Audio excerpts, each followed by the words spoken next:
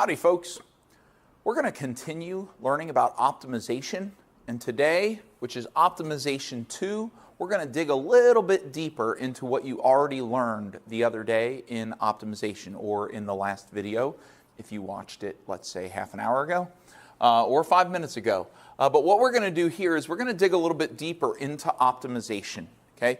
What you learned in the last video was you basically learned how to, once given a function, once you already have a function, you learned how to identify the critical values, the endpoints, put them in a table, and identify the maximum value and the minimum value on the interval.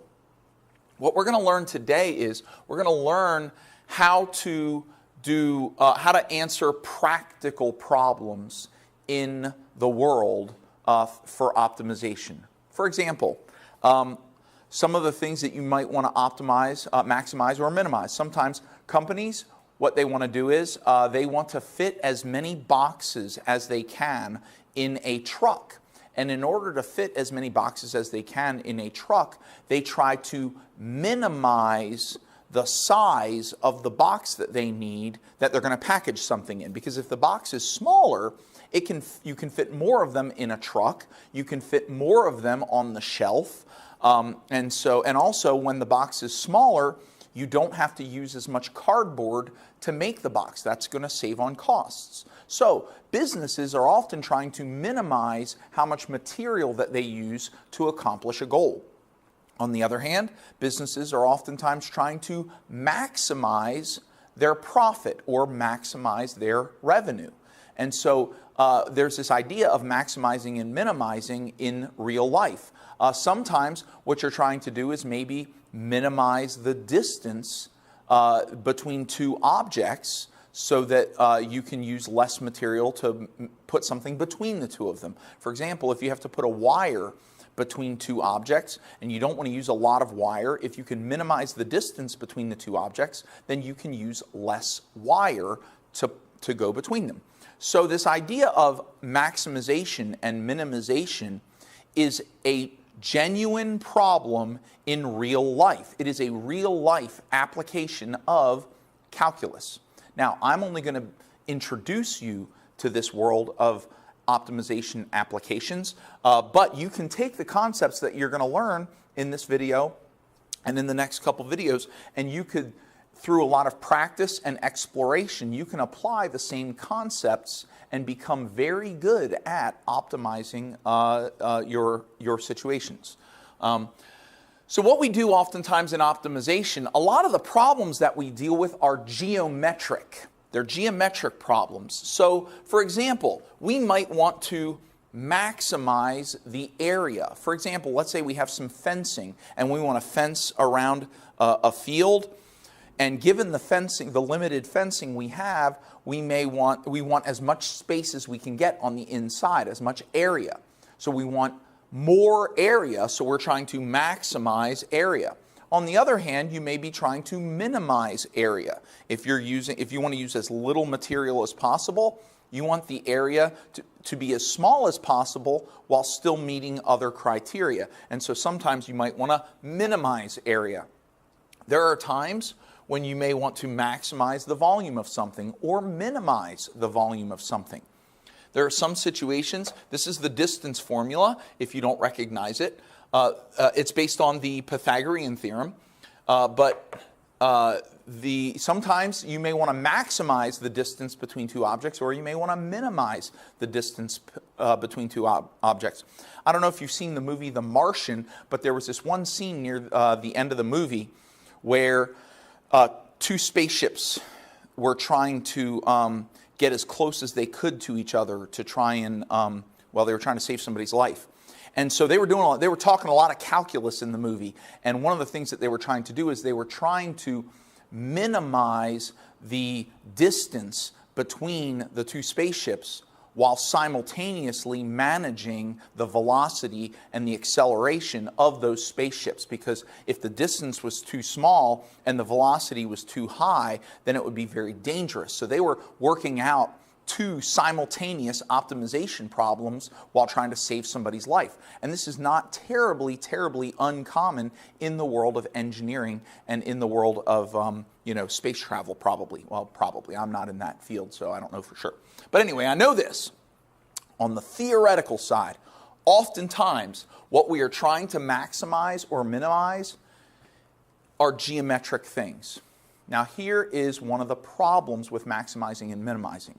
One of the things that I taught you in the last video, or maybe you learned somewhere else, is when you're trying to maximize and minimize, you can only have two variables. You have the output variable and you have an input variable. But here in this formula, there's an output variable. We can maximize area, but we have two input variables, base and height. Now, in higher levels of calculus, you can learn how to optimize based on two variables in multivariable calculus. But this is a single variable calculus class, and therefore we cannot do an optimization problem with two input variables. So one of the first things I'm going to show you how to do in this video is how to basically break this down into one variable instead of two variables. Similarly, here we have volume, and here we have three input variables. Well, that's not good. So what we're going to learn how to do is we're going to learn how to turn all three of these variables, break them down into one variable. Okay? Similarly here with distance, this x1 and y1, those are constants, so those aren't variables. But this x and this y, those are variables. We have distance, we have x, and we have y. That's three variables. We need to knock it down to two variables. So I'm going to show you a couple techniques that you can use to break your formula down into one variable. Okay, so here we go. Let's look at this formula. I just sort of made it up. It doesn't mean anything in particular right now. But we have four variables. We're going to assume that all four of these are variables. None of them is a constant. We have a is equal to the variable x times the variable y plus the variable d. Here is the mathematical rule. The rule is, okay, well, in optimization, we need an output variable. So we're going to leave the a alone. The a is not going to change for now. But if we have three input variables, in order to break that down into only one input variable, we need one additional equation per additional variable that we want to get rid of. Okay? So it would be very convenient, for example, to know that d was equal to x minus 3. And let's say that we also knew that y was equal to x squared, let's say x squared divided by 5. Now that we have two additional equations, what we can do is we can substitute out these extra variables and substitute in expressions that include the variable we are keeping. So, if a is equal to x times y plus d, and d is equal to x minus 3, and y is equal to x squared over 5, then we could rewrite this as a is equal to x times whatever y is equal to, which is x squared over 5, times x squared over 5, plus whatever d is equal to, which is x minus 3, x minus 3. And now what we have done is we now have a formula or a function that has one output variable and one input variable. That's basically what we're going to try to do here in optimization. We're going to try and create a formula, create a function that only has one output variable and one input variable. So let's do an example of that right now. All right, folks. So here is a very basic, very simple, not a real life situation, but it's a good stepping stone to a real life situation. And here's what it says. Given that 5x plus y is equal to 73, find the maximum of p equals xy. Okay? So what are we trying to maximize? We're trying to maximize the output p. That's what we're trying to maximize, okay?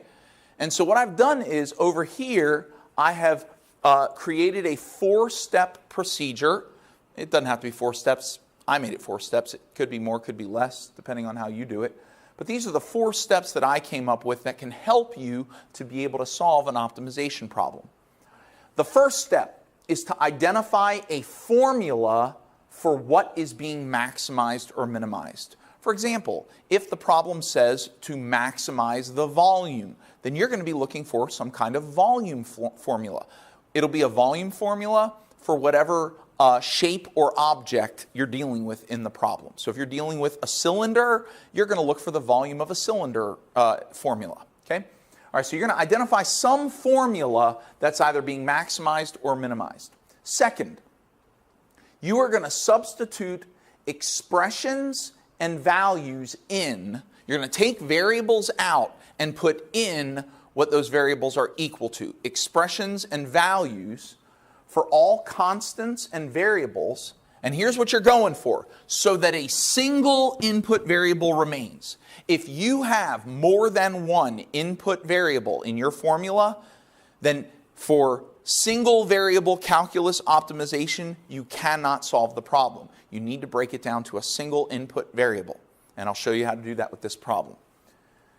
Step 3, you're going to identify the interval of input values if it's relevant. It's possible that you are only logically able to plug in certain numbers. And so you would identify that interval.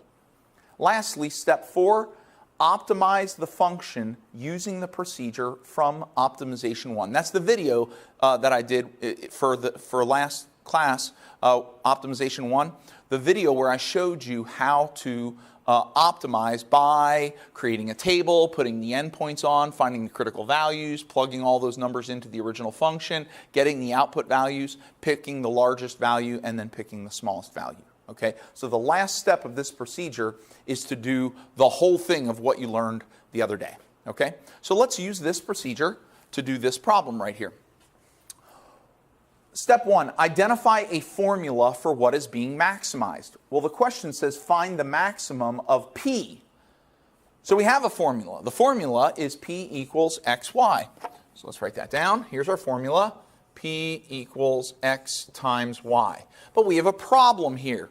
The output variable is P, but there are 2 input variables, X and Y. So we want to either get rid of X or we want to get rid of Y. The only way we can do that is, since we have 2 variables, we want to get rid of one variable. That means we need one more formula. We need some kind of relationship between X and Y to be able to get rid of either X or Y. Thankfully, in the problem, they said that given that, look what they gave us. They told us a relationship between X and Y. They told us that 5X plus Y is equal to 73. That's exactly what we need. So here's what we have to do with that. We have to either solve for X or solve for Y. Whichever letter, whichever variable you're trying to get rid of, that's the one you're going to solve for. Now when I look at this formula, 5X plus Y equals 73, it seems to me that the easier variable to solve for is Y, because Y has a coefficient of 1. So I don't have to do any kind of dividing to solve for Y. I can just get rid of the 5X on this side, and Y is all by itself. So all I have to do is subtract 5X here, subtract 5X here, it'll cancel here, and I'll have Y is equal to negative 5X plus 73. Now that I have a Y equals, I can take what Y is equal to, this expression. See, look, substitute expressions in for variables. I'm going to substitute this expression in for Y. So I'm going to get rid of Y. I'm going to have P equals X times. Instead of putting a Y here, I'm going to put what Y is equal to. Negative 5X plus 73. Negative 5X plus 73. And now, until a single input variable remains. Well, look, I only have one input variable, just X. So now P is a function of X. So I'm ready to move on to part 3. By the way, what I'm going to do here is I'm going to go ahead and distribute the X. So now P is equal to negative 5X squared plus 73X. This is now my function. That's p of x. Now, 3, identify the interval of input values if relevant. Well, this is polynomial. I can plug anything in for x, so there is no restriction. There is no interval that I'm going to identify. We're going to go from negative infinity all the way up to positive infinity. Okay? Now, it is a quadratic, and it's a negative quadratic, which means it does this. So we are sure that it has a maximum value, so we're okay there. Now, we're just going to go to what we learned the other day. We're going to identify the endpoints. There are no endpoints. This goes from negative infinity to positive infinity, so we're not going to do any endpoints. What we do need is the critical values. And to find the critical values, we need the derivative of p. So p prime is equal to negative 10x plus 73. Okay? I'm going to set that equal to 0, just like we did the other day, and solve for x. So if I add 10x to both sides, I'll add 10x over here, and I'll have 73 is equal to 10x. Then I'll divide by 10, and x is equal to 7.3. So now I'll make a table, and it's going to say x equals, and I'm going to have p equals, and I only have one number, 7.3, okay? And I need to make sure, because I only have one, I have to make sure that it's not a minimum instead of a maximum. Now I know it's not a minimum instead of a maximum because I know that the parabola, it's an upside down parabola. But I'm going to show you a way that we can make sure that this is a maximum, okay? There's actually two ways to do it. If we plug 7.3 into the original, we would put it here, but we're not going to plug it in here. We're actually going to plug it in right here because we need to have only one x value. So we're going to do 7.3 squared times negative 5 plus 73 times 7.3. I'll grab a calculator for this. So let's see here. Negative 5 times 7.3 squared. Oops, that's not 7.3. 0.3 squared plus 73 times 7.3. And I get 266.45. 266.45 is my point. Now, I can either use the first derivative rule or the second derivative rule. To do the first derivative rule, I could make a sign chart and for p prime. Okay? So if I make a sign chart for p prime has a 0 at 7.3. Now, if I plug numbers less than 7.3 and greater than 7.3 into this, let's plug 0 in. That's less than 7.3. So plug a 0 into the derivative. Negative 10 times 0 is 0, plus 73, that's a positive value. So I know that this is plus. Now something larger than 7.3, how about 10? Negative 10 times 10 is negative 100. Negative 100 plus 73 is negative 27. So that means that I know that all these values are negative. So if we go back to what we understand about sign charts and relative maximums and relative minimums, we can see that the first derivative goes from positive to negative, increasing to decreasing. And by the first derivative rule, we know that this is a relative maximum. And any relative maximum that is also on this table right here, if it is the highest number, in this case it is, it's the only number, this is an absolute maximum. So the maximum value of this function, given that 5x plus y is equal to 73, find the maximum of p equals xy is going to be p equals 266.45. That is the maximum value. Okay? Let's do another problem. All right, folks, here's another problem. Another sort of lower level problem just to sort of get you introduced. It says, given that y minus x is equal to 6, find the minimum value of p equals x squared plus y squared minus 10. Okay, so let's go ahead and get started. We'll use our procedure over here. Step 1 says, identify a formula for what is being maximized or minimized. Well, we're minimizing here, and the question says, find the minimum value of p. And here's the formula for p. So we don't actually have to come up with a formula. It's given to us in the problem. So we'll write down our formula. P is equal to x squared plus y squared minus 10. Okay? And so now that's step 1. Step 2 says substitute expressions and values in for all constants and variables. Well, we don't have any constants here. Well, this is a constant, but we don't have any letters that are told where we're told it's a constant. We have a variable, output variable, and 2 input variables. We can't do this with 2 input variables. We need 1 input variable. So we got to get rid of 1 input variable. In order to get rid of 1 input variable, we need 1 more equation. Do we have another equation? Let's go back to the question. Well, there it is. It says, given that y minus x is equal to 6. So we have another equation that relates the 2 variables, the 2 input variables. And that has to be one of the qualities of the extra equation you have. It has to relate 2 of the input variables. Okay? So y minus x equals 6 relates the 2 input variables. So we can use this to substitute out one of the variables. I am accustomed to leaving x in. So I'm going to get rid of y. In order to get rid of y, I have to solve for y in the other equation. So if I solve for y here, I can then take y out of here. Okay? So to solve for y, I'm going to add x to both sides, and I'm going to get y is equal to x plus 6. So now over here, I can take the y out, and in its place, put in x plus 6. So now I have p is equal to x squared plus, instead of y, I would put a y here, but instead of y, I'm going to put what y is equal to, x plus 6. Plus 6. And because the y is squared, I'm going to square this, minus 10. Now this is a little weird looking. I would like to simplify it. When I simplify it, it'll be easier to do the derivative. So I'm going to expand this x plus 6 squared.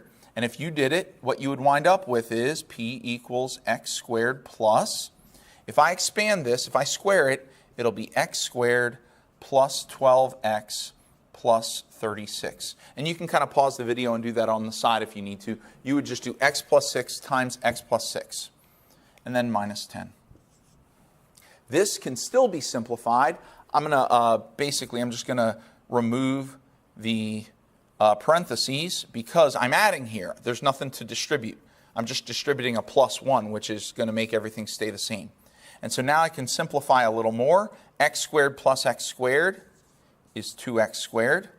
Then I have plus 12x. And then 36 minus 10, that's 26. So plus 26. So this is p. It's a quadratic. So I could use, I was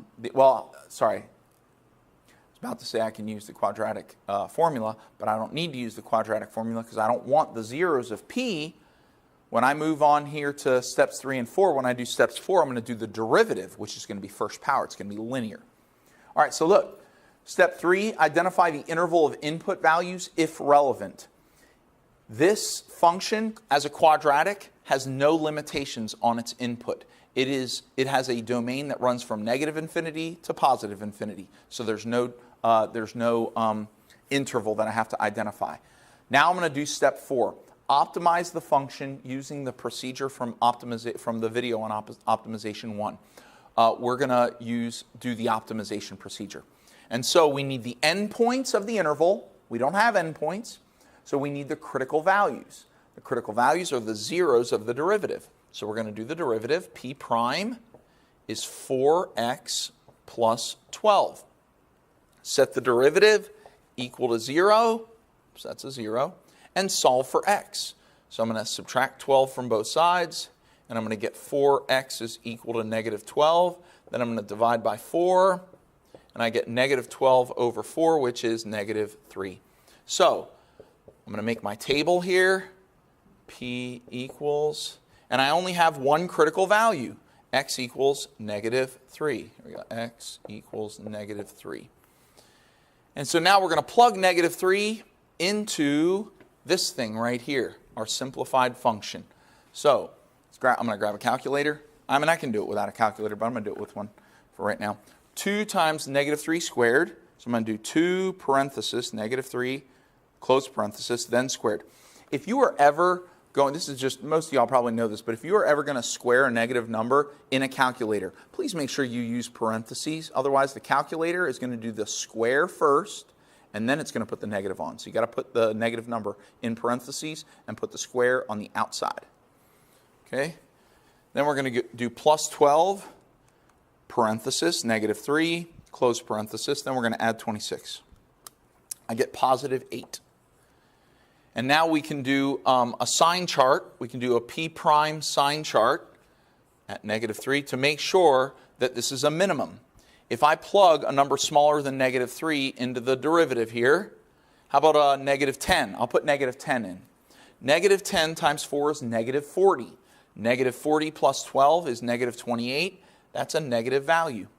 Something larger than negative 3, how about 0? 4 times 0 is 0, plus 12 is positive 12. So the sign chart gets a plus here. So the derivative goes from negative to positive. And that means that the slope of p goes from a negative slope to a positive slope, indicating a minimum point. So this is a relative minimum. A relative minimum, therefore, by the first derivative rule, this 8 must be an absolute minimum. This must be an absolute minimum. Therefore, if to find the minimum value of p of x is p equals 8. That's the minimum value. Okay? All right, now we're going to move on to questions that are a little more difficult.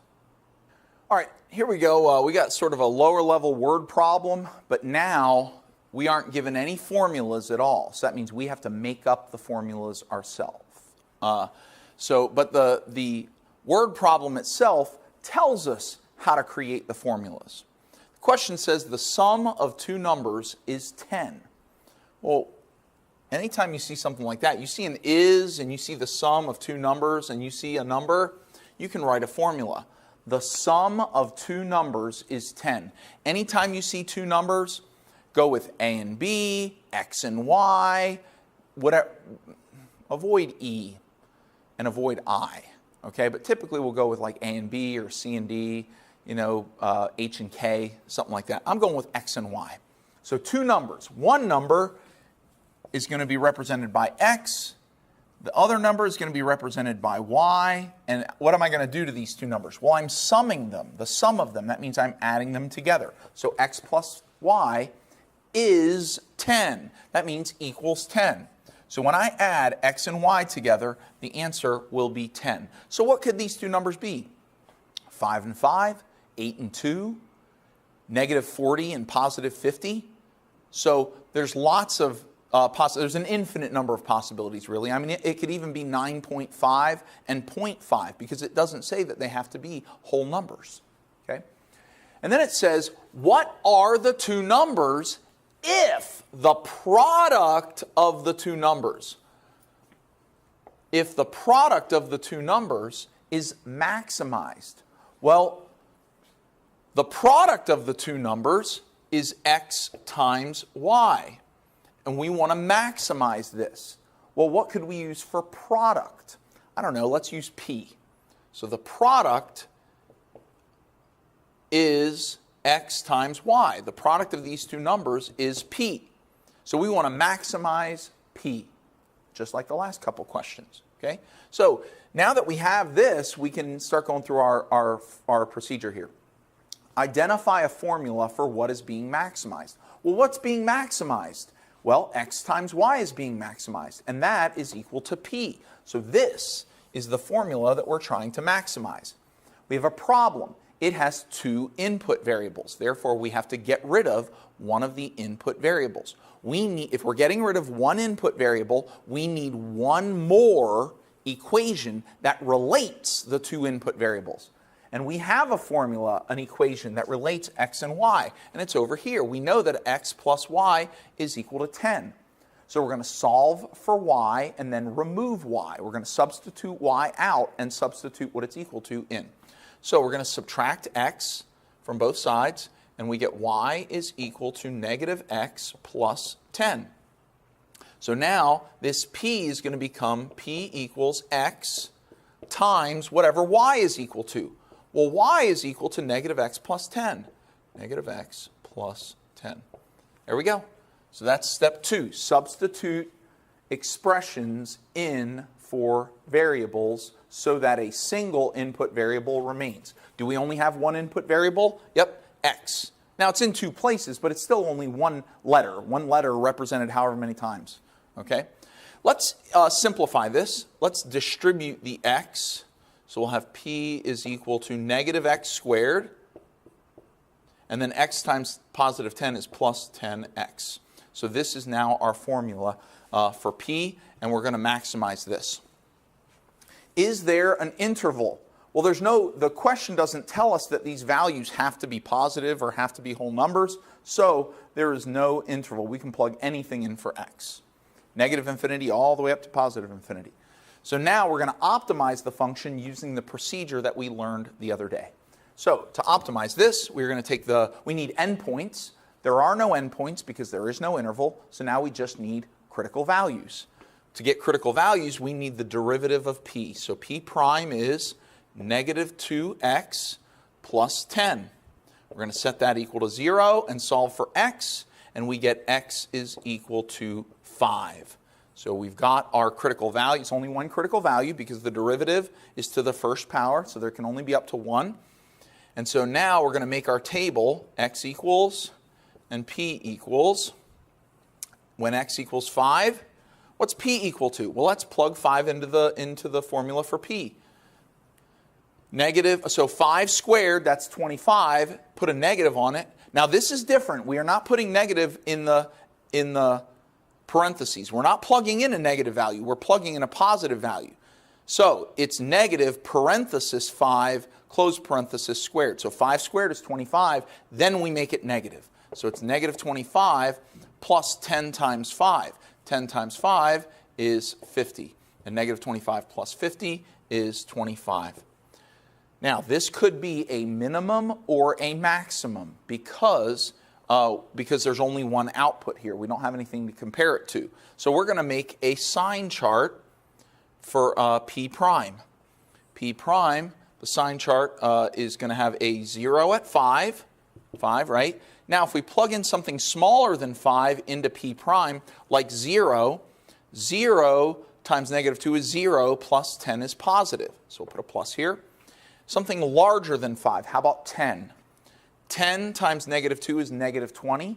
Negative 20 plus 10 is negative 10. That's a negative number. And so at 5, the derivative goes from positive to negative, which means that p, the original, goes from a positive slope to a negative slope, making this a relative maximum.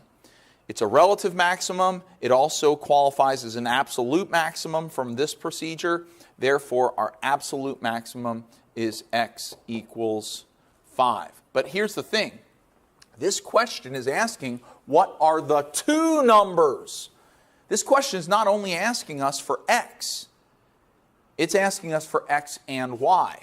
Now, by the way, the maximum, the product itself maximized is 25. But the question is also not asking us for the maximum product. It's asking us for the two numbers. So it's always important at the very end to make sure that you answer the question. Okay? So if x is 5, now we're going to go all the way over here to the original part that said that the sum of the two numbers is 10. Well, if x is 5, 5 plus what is 10? Also, we can go down here to y equals negative x plus 10. So y equals negative 5 plus 10, and negative 5 plus 10 is 5. So y is equal to 5. So the two numbers are x equals 5 and y equals 5. Okay? Let's do another example that's sort of like this. All right. This one sounds a lot like the last one with really one or two differences. This question says that the difference of two numbers is 6. What are the two numbers if the product of the two numbers is minimized? Okay, well, we don't have any formulas here. It says identify the formula for what is being maximized or minimized. Well, what's being minimized? The product of the two numbers is minimized. So we're looking for the product of the two numbers. Well, what should the two numbers be? A and B, x and y. I really like x and y, so let's go with x and y. So the product of x and y is product of x times y. X times y. Again, we're back to x times y. And what does it say about the two numbers? That their difference is 6. That means one of them minus the other one is equal to 6. It doesn't matter which one is x. It doesn't matter which one is y. So let's just do x minus y. So x minus y is equal to 6. Okay? So what could the two numbers be? Well, x could be 10 and y could be 4. 10 minus 4 is 6. X could be 43, y could be 37, and 43 minus 37 is 6. So we have an infinite number of possibilities here. We're going to do step 2. Substitute expressions and values in for all constants and variables. Well, we don't have any constants, but we want to substitute out one variable. We have two variables here, so we want to get rid of one variable. To get rid of one variable, we need one more equation that relates the two input variables. Well, that's what this is for, this x minus y equals 6. So we'll solve for y. I'm going to add y to both sides. And then I'm going to have x is equal to y plus 6. I don't know why I want to get rid of y so much. It's just in me. Okay, so just deal with it. But you could just substitute out x and substitute in y plus 6. But now I'm going to subtract 6 from both sides. And I'm going to have y is equal to x minus 6. Okay? So now, I am, no, that's not right. No, this is correct. Yeah, I got it. I got it. Yep. All right, so I'm going to take out y, and I'm going to have p is equal to x times x minus 6. Okay? And so now I'm going to distribute the x, and I'm going to get p is equal to x times x is x squared. X times negative 6 is minus 6x. And now I have my formula. I can identify the interval of input values. There's no restriction. I know what you're saying. Do we really need step 3? We haven't used it yet. Yes, we're getting there. And some of the other problems we're going to do, step 3 is going to become important. But for now, it's not. Now we just need to optimize. So there's no endpoints, so we just need to find the critical values.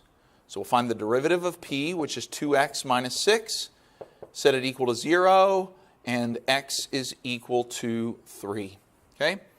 So now we'll do x is equal to and p is equal to in a table. X is equal to 3. Plug 3 into p here. 3 squared is 9. 6 times 3 is 18. 9 minus 18 is negative 9. And so that is our minimum value. All right, but that's not what it's asking. It's asking, well, let's confirm. We need to, let's make a sign chart. P prime has a 0 at 3. If we plug 0 in, here. No, p prime, 0. 0 minus 6 is negative 6, so this is negative. Let's plug something larger than 3 in. How about 5? 2 times 5 is 10, minus 6 is positive 4, so positive. P prime goes from negative to positive. That means P goes from a negative slope to a positive slope. That's a minimum point. All right, so we know that this is a minimum, making this an absolute minimum. That's an absolute minimum.